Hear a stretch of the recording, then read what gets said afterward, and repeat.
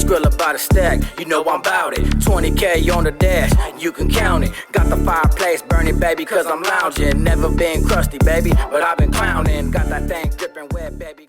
What's going on with everybody, man? I hope everybody's having a productive day. Everybody's feeling blessed. And like I said, always, it's one life, one chance. We only got one chance to do this right, so let's get it done. This particular video is going to be short and brief due to the fact that, even though the investigation is pretty much over and the correctional officer from Tehachapi received 80 years on a prison sentence, there's a lot more that took place during that duration and before this happened that nobody knows about, the administration ain't going to talk about. But I'm willing to do it because it's pretty much a dead issue now. So I don't see it. Everything that I say is not going to incriminate nobody anymore. You got to remember, Tehachapi has always been a facility that had corrupt officials. Always. When it was a SHU, before it converted to actual prison yards, and I got to interact with a lot of inmates that were in that SHU and ended up just staying there when it turned into a prison yard, they used to always tell me stories about how the Tehachapi officers, the things that they would do. Gruesome brutality against inmates. One of my cellars actually said that, he threw piss at a cop because they were just continuously abusing their authority towards him and wasn't giving him his phone call to talk to his lawyer that kept lying and denying him, and it was actually messing up his appeal because he couldn't have contact with his lawyer. That he threw piss on the officer and they literally beat him up, cuffed him, threw him in the snow, pissed on him and made him lay in their piss until shift change. While it was cold outside, while it was snowing, and he was only in his boxers. He said sometimes they even they took you out your boxers and made you sit in the cold, in the snow. That's how bad it was. That it got so bad that the FBI got involved, and they used to sit there at the medical gate, because that's pretty much where everybody goes to medical or the R&R. That's pretty much where you're going to see most of the traffic of inmates coming and going. And they would hand out their business cards, saying, call this number and report any prison official that's abusing their authority. And it got to the point that the tower cops in Tehachapi would shut your phone call off if you were actually making a call to that number.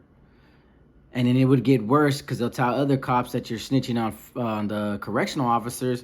And then the harassment would come, strip search your cell, throw your property away, break it, and have to confiscate it because it's, technically broken. Steal your stuff, bag it up, throw your canteen on a tier, throw your pictures in the toilet water, whatever. Just to get you to provoke you, to get you to react.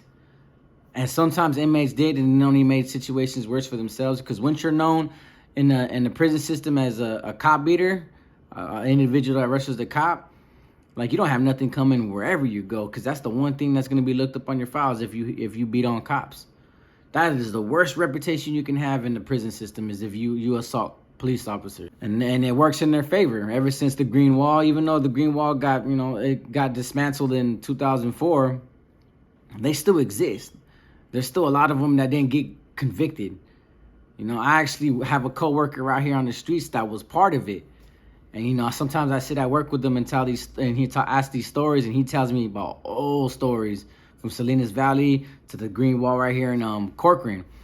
And so there's a lot more stories that he tells me, and I'm like, man, you guys were very corrupt, man, but it is what it is. The way he looked at it is like, you guys are corrupt too. You guys think you guys can get away with doing what you're doing. We thought we can get away with doing what we're doing against you guys. You guys were always against us, so we made it a point to go against you guys. We created our old gang to go against you guys. That's what you guys do, create gangs in here. And, he had a point, so I couldn't argue with him. But now let me tell you about Edwin Lima. See, I was there with him for a brief moment because I had just got kicked out of the hole. I went to the hole for a battery on an inmate. So I was only there 4 months. And then I left, and I wound up going to get transferred to Corcoran SHU, catching another battery. And that's when Lima got killed by Rigoberto Sanchez. Now, Sanchez's wife was actually a tower cop, and she was beautiful. She was an old school, chicanita. She did her eyebrows like the homegirls. Always had her hair in a bun, and she was voluptuously thick. She was thick. When she would be opening up doors and cracking doors or walking around doing count, people would go to their door and stare at her butt in her jumpsuit because it stuck out. She was very thick. She was a beautiful woman. The thing about Lima was a flirt. You know, he was young, he was fly, always had his fade. And I used to always see that dude flirting with the nurses because Tehachapi had a couple of cute nurses. And I remember this one occasion he made me laugh because I used to always talk to him. He was always good with STG inmates. And I remember he walked up to the nurse and he was like, "Hey, man, do you got any cream for itching?" And then she was like, you know, forthcoming, like, "Yeah, what kind of itching is it?" She thought maybe it was a rash, and he just like, he grabbed his balls and he started itching them, and he was like, "Yeah, man, I got an itch down here, man, doesn't want to go away, man, it's been here for a couple of days." So she started laughing, and then he started laughing, and that's how he was. But he was the kind of type too that he can talk a nurse to opening up that narcotics drawer and give inmates extra morphine, extra dosages of methadone. But he had to like you though. If he didn't like you or he didn't know you, you didn't have nothing coming from that guy other than the basic essentials. But it's funny that they mentioned, but just because Sanchez killed him over his wife, in all honesty, that's not the only woman that man slept with. And we all knew about it. It was all, you know, it's prison. We all know these rumors. He bragged about it. You know, there's nothing wrong with that. You know, obviously he got caught up in a love triangle that got him killed. And, you know, he also tried to kill his wife as well in the process in the bedroom. You know, but if that's what that, I mean, his conviction proves the point that, you know, everything that happened, you know, he did it out of revenge, out of love and spite. Even after that 40-minute conversation prior to the murder, you know, Lima was rubbing it in his face, and Lima's the kind of type that he'll rub it in your face, like, "Yeah, man, I'm boning your wife, man, I'm digging down your wife. So what?" And that's probably what caused that man to really go retaliate and shoot that man and then flee to Mexico before the authorities caught him. But there's a phase that happened before this took place, because once this murder took place, it was right at the same time what I'm about to tell you took place, and it kind of shut Tehachapi prison down. Like everything, the yard went dry for a long time. As I pointed out, there's a lot. Every prison, there's always that one or two COs, you know, that give in, and you know they make a little extra money on the side. Lima was one of them, but there was like maybe 6 or 7 COs that came out of nowhere and just said, "You know what, we're gonna start making money with these guys." I can't speak about these other factions because I don't know how they managed to get involved. I can only speak on my homies and how they got involved. My boy Lucky, he was selling with my boy Red Eyes, and my boy Lucky, he's native from up north, and his checks monthly are roughly, I think what they were saying is like 5 or 10,000 a month. You know, he takes care of his kids, his wife at home, and he's probably one of the richest homies we had on our yard besides Boogie. And Red Eyes was a celly, and Red Eyes had a gift of gab. He knew how to talk to COs. So they managed to talk 2 out of 7 block into, you know, a phone here and there. But then once the COs realized that, you know, we were paying $2,000 a phone, they wanted it on the action. But there was a Cinquero from down south. He was a big Samoan dude named Dino. Him and the Cinqueros got it to where they actually got 2 other staff to get involved and start bringing in drugs and cell phones as well. Then you had the white faction. And the one guy that I know, his name was Guns. He was from Riverside. He had long money because he had a white girl that was like straight neo-Nazi on the streets who had a rich dad, was giving him, you know, X amount of money, and he was able to provide it to the cops. Now the whites got a cop on the team. So it's like all 3 of our factions had a cop or 2 on a team that were making thousands of dollars weekly, monthly. So we were all winning. But then the CO started getting kind of like big-headed, and they wanted more from us, whether it was information or actually beating up other inmates. And we all had to agree to it because we felt like, dude, either they can literally shut this pipeline down, and we haven't had a pipeline this big open up for us in a while. So we had to agree upon all the group segments and factions only in these buildings, in these particular buildings. The rest of the buildings didn't get involved. Those other cops weren't part of it. It was just these buildings, 7 and 8 block, and I think 1 and 6 that were getting involved. So it was mostly the upper yard, but the lower yard got to reap the benefits because, you know, us getting all these drugs and supplies, we're sending it to the lower yard for the homies to live well, live good.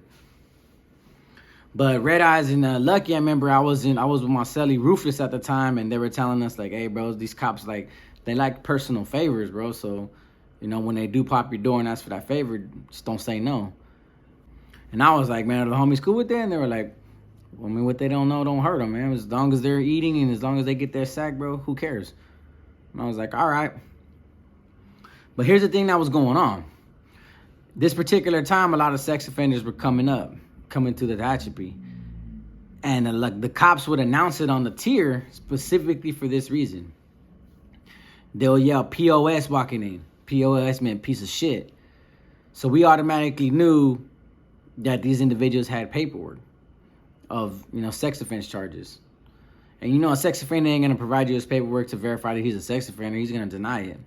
He might not even show you his paperwork. If he has nothing to hide, he'll show it. But most of the time, if they're sex offenders, they won't show it. And we wound up finding out later that oftentimes, because there was 2 or 3 incidences where we had to take care of business other than sex offense charges. That I think sometimes the cops, if an inmate had assaulted a staff or rushed a cop in another facility, they will label him a piece of shit. And the Cinqueros at that time were deep. They almost had like 2 sections to themselves with the whites. You know, there was only 3 riders at the time. And, you know, one of them wound up leaving, so it was just me and Ruthless. And without question, inmates, they'll pop the doors and we'll beat up these inmates, get them off the yard. They'll bring us back on some regular battery charges because the sergeants and the lieutenants were all involved with it. Like, all right, man, we just, as long as it's to benefit and get these guys off the yard, we don't really care. Then they started getting real sneaky with it. They would pop out 1 STG from each group segment. And that's when Lima and like 2 other officers, which I don't remember their names. They were just, I just remember they were big and chunky. They would be like, look, man, we're going to pop the door. You guys are going to wait in the day room.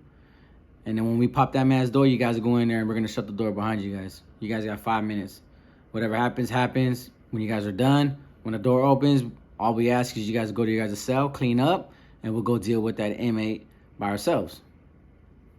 So it looked funny. I think that's what kind of started sparking the investigations because oftentimes that's what we would do. We'd go in there and beat on these inmates. I had the privilege of beating up 2 during this process before I actually caught the battery on one of my own and went to the shoe. But we'll beat these inmates up in the cell, especially the Cinqueros. They were going in there slicing these individuals and they were knocking these fools out, stomping them out. They were going in there 5 deep. The whites and the skinheads were doing it too.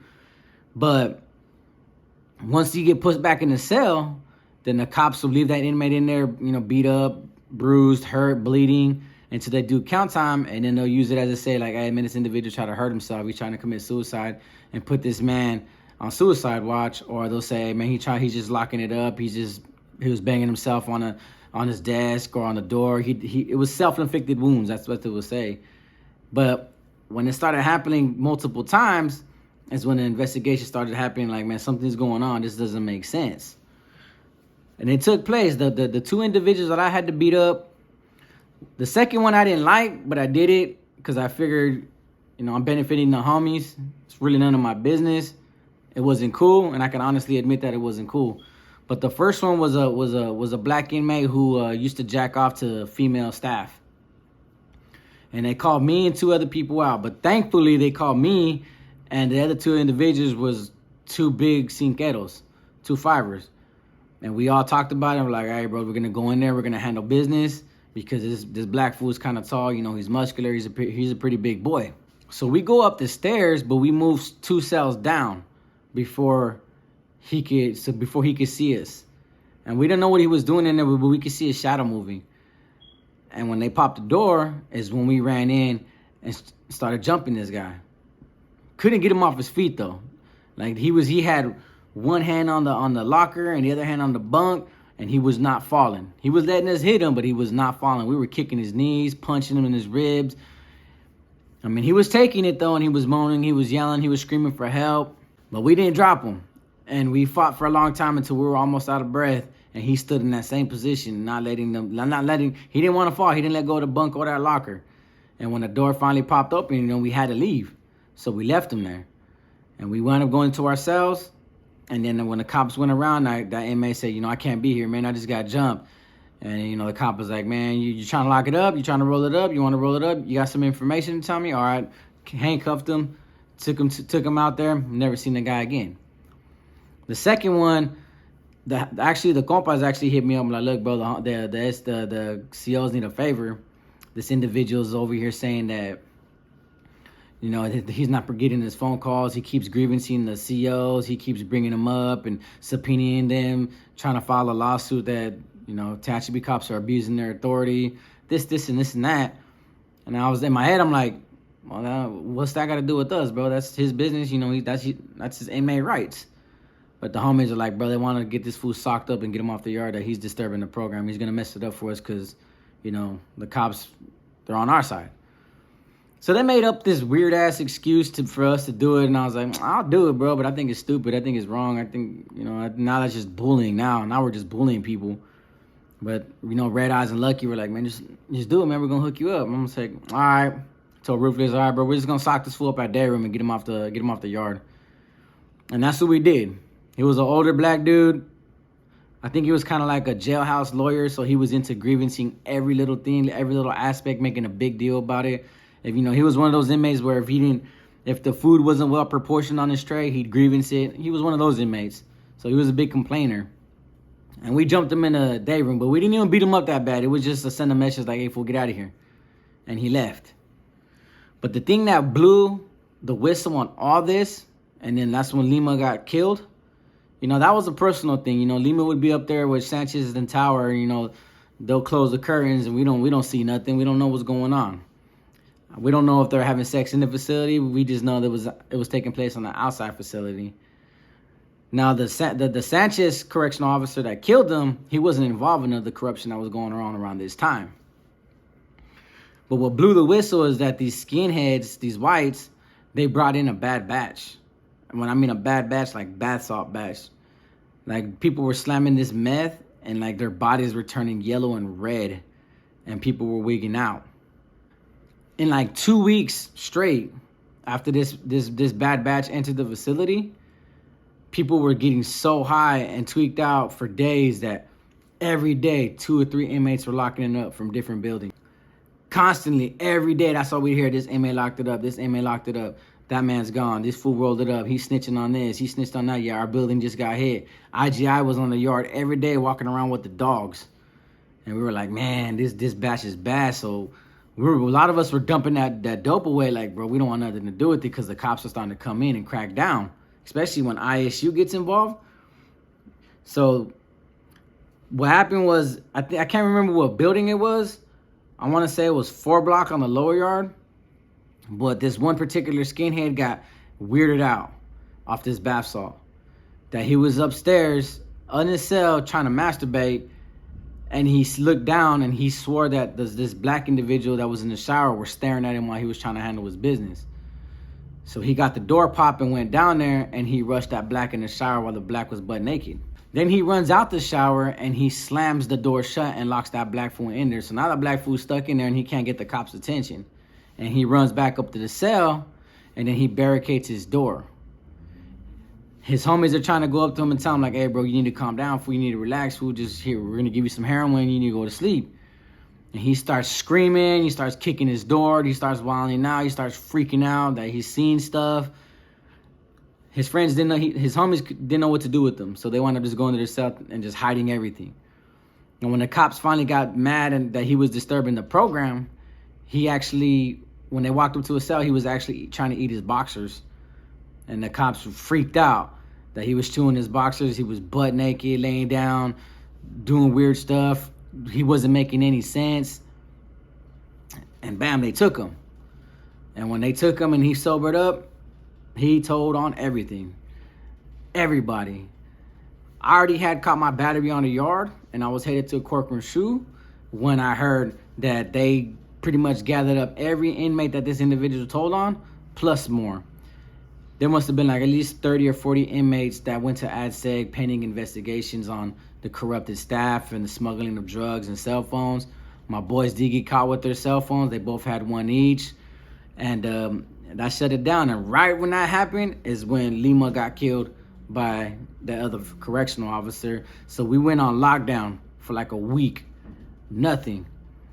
And cops ever since then were afraid to do stuff with inmates, afraid to work with inmates because this individual decided to go get high as shit and eat his boxers in his cell. and kind of ruined it for us because, after that, I wound up paroling like a year and a half later.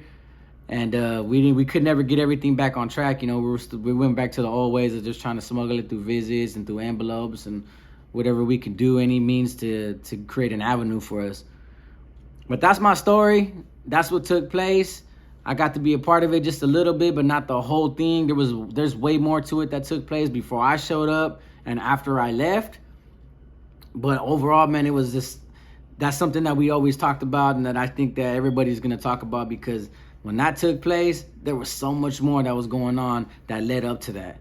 I don't want to say they're connected, but it led up to that. And it's just one hell of a story, man, that I got to go live through. And, it sucks that I had to beat up 2 inmates because of it. I don't really trip on the black dude that was jacking off the staff. I'll do that any day. But the other inmate, I kind of felt bad for. But that it got worse. There was plenty of other situations where it was just individuals that were sex offenders that were just getting beat up 15, 20 minutes at a time. And the cops wanted them gone. The cops wanted retribution. They were like, man, take care of these inmates. We'll bless you guys. We'll bring you guys something in. And it worked. And it actually worked almost 9 months. And then, all good things come to an end. So with that being said, man, I hope you guys like my story. This is my simple story that I want to talk about. This Tehachapi correctional officer. Like, subscribe, share, promote my YouTube. And just remember, the membership program to join my exclusive content, is available. Thank you.